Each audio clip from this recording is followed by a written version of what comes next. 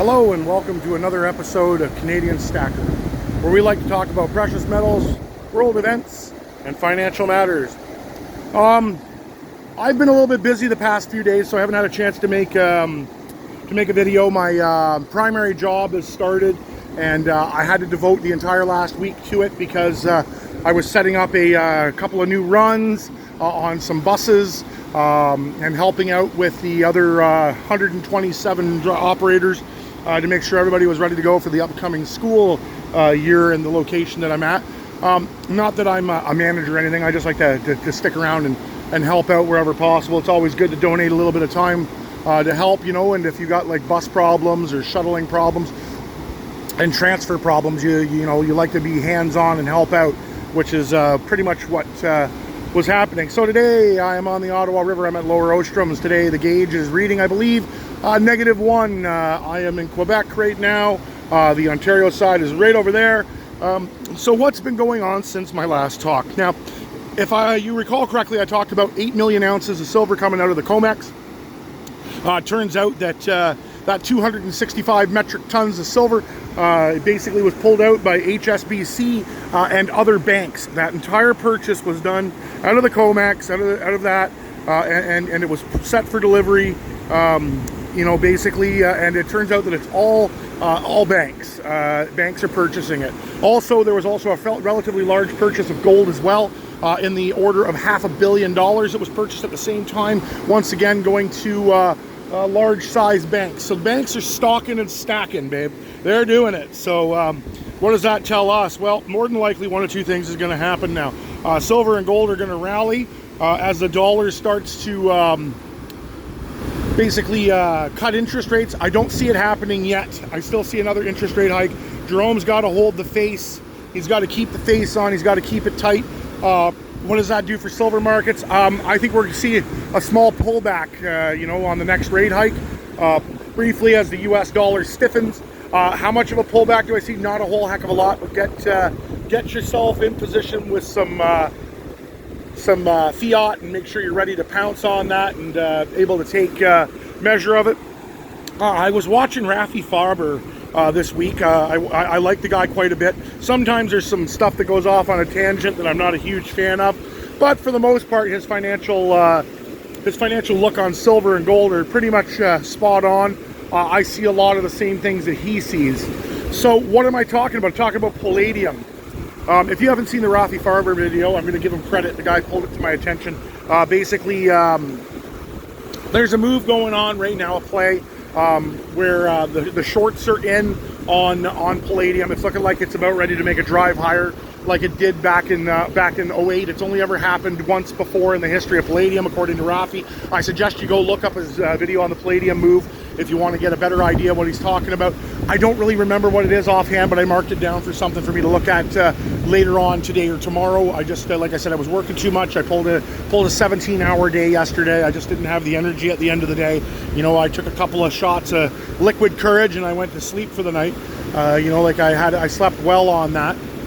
But what's been happening as of late?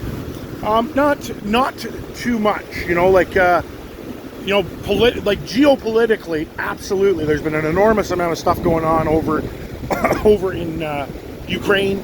Drone attacks on Moscow continue. I'm not picking a dog in the fight. I just want the dying to stop.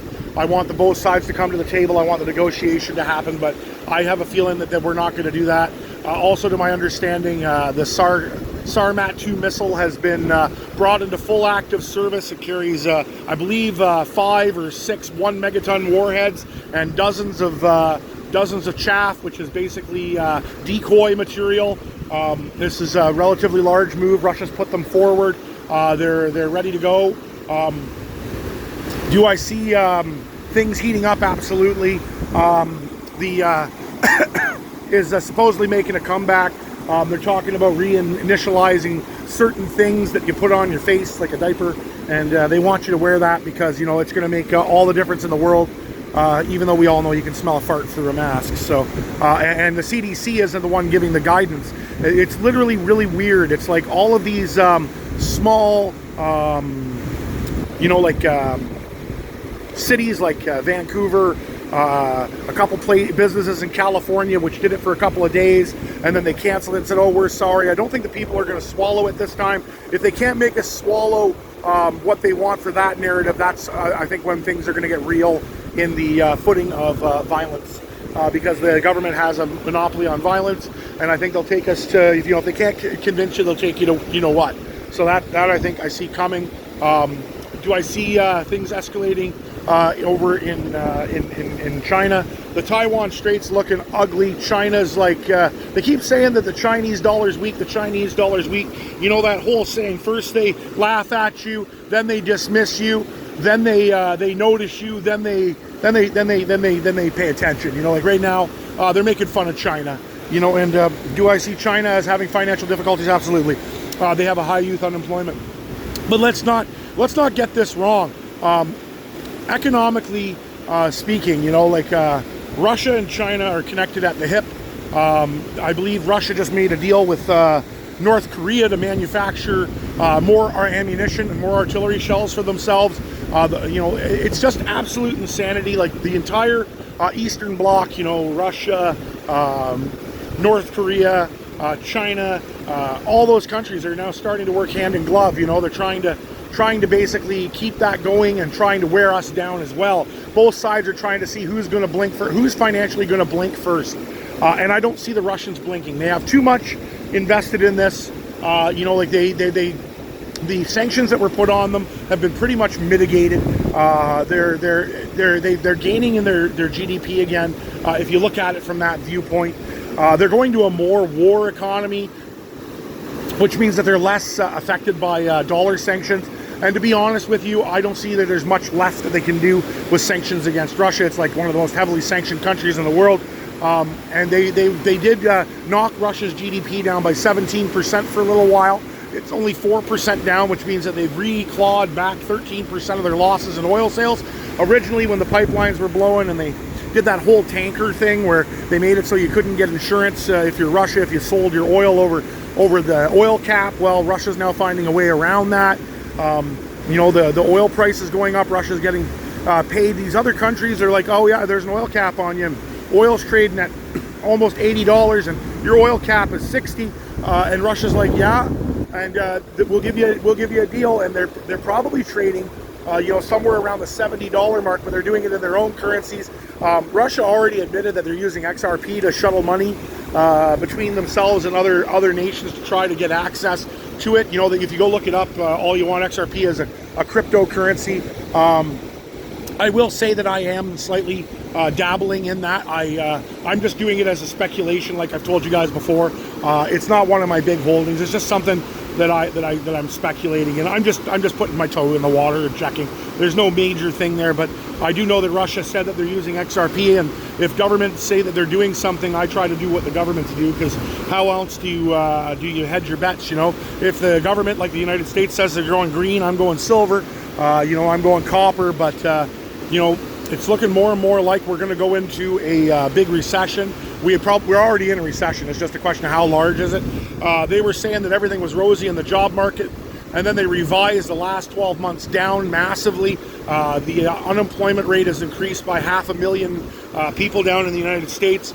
They painted an entirely rosy picture, I'd say from March right straight up until yesterday, where they were announcing the revisions. And this is not looking good for the U.S. economy, for jobs. Remember, the stock market is completely independent from reality. It has no bearance on the job market and on businesses. And businesses are now feeling the crunch big time. Layoffs are happening. So Jerome, congratulations. You got what you wanted. You wanted to crush jobs and bring it down. You said that you were going to bring the pain. Well, 500,000 people are now feeling that pain. And I'm not saying that I don't disagree with interest rate hikes, but I think the big thing that the U.S. needs to do, aside from interest rate hikes, is they need to do financial pruning. There's another guy named Joe Brown from Heresy Financial. He did an excellent video about a month ago on how the U.S. could cut back to 2018 levels and pay their debt without taking on any more debt. They could literally stop borrowing if they cut to 2018 levels. which is a decent sized clawback, but the U.S. military funding would remain pretty much the same. Everything would remain pretty much the same, but all those spendings for the COVID that are still being done would all be cut away. And yeah, that would be a strain on some people's jobs and some stuff, but we got to look at it from the viewpoint, this is not sustainable. They can't keep borrowing. Like, we're talking $50 trillion by 2035, I think they said, or 2032. You know, we're talking 10 years from now. I think it's going to be quicker than that. Oh, 2030. 7 years from now, they're saying that the debt will be over $50 trillion. How the heck do you pay $50 trillion when your GDP is not growing? They say it's growing, and yeah, it is, but it's growing based on inflation, not on actual GDP strength. You know, like, if your price of your chocolate bar goes from $1 to $2, technically your GDP doubled to $2, but it didn't, because the productivity is the same and the value of the chocolate bar is still the same. The only thing that's changed is the currency has deflated and you need more of them. So the US government then devalues the dollar. They get it first. They get to spend it first. It helps them first. And then everybody else gets to, you know, hold the bag. So we're all holding the bag. So right now, I don't know if any of you are you know, looking at Saul. He's my silver guy, my gold guy up here in Canada. He's back from his European trip. Welcome back, Saul. You know, I'm happy that you're back. I'm going to come down and see you pretty soon, probably next week here coming up. I'm going to try to make an appointment to go down and see Saul. He got these amazing dragon bars, 1 ounce dragon bars. He sold out of them like at lightning speed. If you go to Gold and Silver Seekers Canada on Facebook, you can look Saul up and scroll down in the comments section and you'll see these beautiful coins that he's got listed in there. And not coins, bars. He's got another monster box of them coming in. I think they're from the Perth Mint. They're like only being sold in Canadian dollars. So I think they were around $41.25 a bar. They're beautiful, gorgeous bars. I'm not a sponsor. I don't get nothing out of this. I'm just pointing out that he's got this amazing silver bar that y'all might be interested in. He also has this weekend a Labor Day sale going on because it's a long weekend here in Canada. So he put that up. He discounted some silver. I see some sub $38, sub 30. I think there was a sub $37 Canadian coin there, which is a pretty decent price. Not coin, a round. And there's, I think, a sub price bar as well. I would suggest you go look it up and see what's going on there. If you want to wait for that pullback I was talking about, you can. But I do know Saul, I think he knocked like 40 cents an ounce off or 50 cents an ounce off for this weekend. So check that out. And once again, I get nothing from it. Saul's just a friend of mine, you know, that I buy silver from. He's my silver buddy. So when I buy, I get whatever price you guys get unless I buy in bulk. But that's the same with where you buy, you know, everywhere you get a better price, right? So yeah, maybe go check out Saul. I know he's got some of the 10 ounce Tudor bars in right now from Great Britain. They look pretty outstanding too. I gotta try to get some of those. My gold, by the way, showed up. I took possession of that there on Friday. I didn't do an opening video on it, but I did get my 10 1 gram bars. They're small, but they look amazing. They added nicely into the stack. Total purchase price on that was about $1,050 or $1,038 in that range. So $103 a gram, which works out to $3,100 for an ounce, which is over spot price at around $2,550, $2,600, which is over spot by $400, which is about 14% over spot. I don't like buying like that, but I wanted something in gold that was a little bit more barterable if I needed to. So now I got that out of the way. So my next purchase is probably going to be back into half ounce or full ounce maples, you know, or maybe something from the Swiss Mint, you know, to drive down that horrendous price I just paid over spot for for some gold. But hey, you know, I got it. It's in my hands, which means that if I hold it, I own it. So it's mine now. You know, just a question of when do I sell it. I'm not set for what they call retirement age for 20 more years. You know, almost 20 years. So if I look at the gold chart over the last 20 years and I say it'll do 50% as good, I'm all right. I will make out just fine. So I hope you guys enjoyed today's video. My crew right now is up running Dragon's Tongue today. This is probably close to the last trip of the year. I know we got one more tomorrow. And then later in the year, I'm looking at the schedule. I don't see anything that requires a bus guy. I'm probably going to stick with focusing on getting ready for my upcoming hunting season. Crossbow opens up here later in September for whitetail deer, and it also for moose. Whitetail is in October, and then we got moose in October for rifle, and deer in November for rifle. In Quebec, I'm probably going to make a trip and go see my cousin in Ontario, and we'll probably go deer hunting in December in the snow with the crossbows. Hunting for me is a pretty big thing from September right straight through to the end of December. So about 4 months of non-stop hunting and fishing is coming up. As for showing videos of me hunting, I might get some stuff on the GoPro, some footage on the GoPro. If I do, I'll happily make a video voiceover with that. I've got some stock video I filmed of me rafting over the summer. I'll probably use that for background stuff partially in the winter. But yeah, my hunting season's coming up, and then after the hunting season, I switch into snow removal, where I'll be operating my four-wheeler and my plow truck, and we'll be clearing up some snow. I got to go look at a new plow blade that I'm looking at to throw on the front of my Ford. I just haven't gotten around to picking it up yet. But yeah, that's pretty much the plans of the channel coming up in the future. If you guys would like to see some prepping stuff or some survival video footage or anything like that, leave a comment down below. Let me know that you're interested in that type. Oh, monarch butterfly. They're heading south for the winter, going down to Mexico.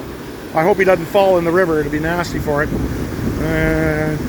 Anyway, so yeah, if you guys want to see that, me showing you guys how to dehydrate food, I can do that.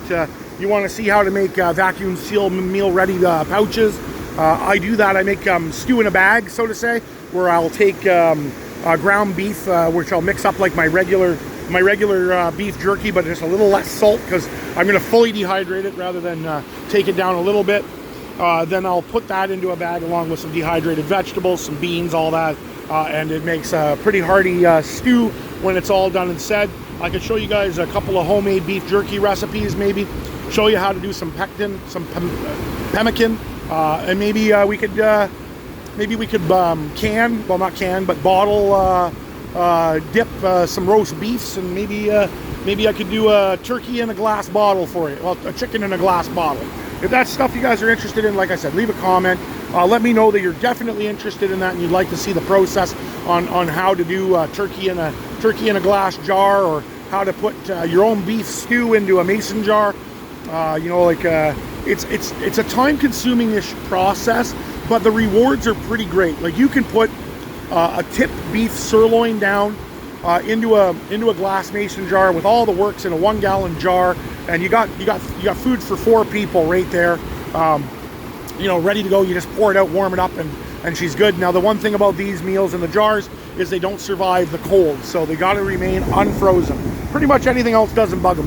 90-degree weather in your storage room, it doesn't matter. Down to 33 degrees, as long as it's not freezing. This will keep for 2, 3, 4, 5 years. Same thing with some chilies I make. Not chili with meat, but I'm talking like a salsa, chili-like substance with no meat in it. I have stuff that's 10 years old. I still eat the stuff. Here comes our kayaker, which is awesome news. So my crew is almost here. But if this is stuff you're interested in seeing, I could probably do a once-a-week video where I teach you guys how to do a dehydration or one of those processes. Maybe I could put on the snowshoes, show you how to set up a trap line. I have a license to do a trap line and limited snaring. I could probably show some of that. So if this is something you're interested in, leave a comment, leave a thumbs up. If you enjoyed the content, please consider subscribing and sharing. And once again, this is Canadian Stacker. I hope your day is amazing, and I hope you have an awesome day. And once again, this is not financial advice. I'm just a dude down by the river having a great day, and I hope to see you all in the next video. Until next time, goodbye for now.